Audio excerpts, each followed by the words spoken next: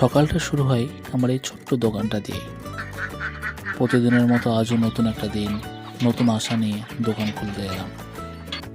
এই দোকানটা ছোট হলেও এখানে আছে আমার সব পরিশ্রম।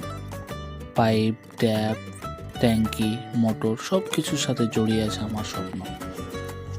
গ্রামের মানুষজন যখন জলের সমস্যায় পড়ে তখন এই দোকানটাই তাদের ভরসা, আর এই কাজটাই আমাকে এগিয়ে যেতে শক্তি দেয়।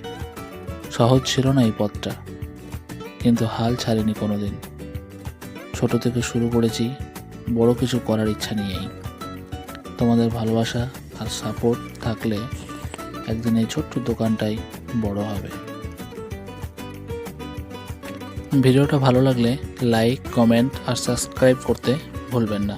আবার দেখা হবে পরের কোনো ব্লগে। ধন্যবাদ।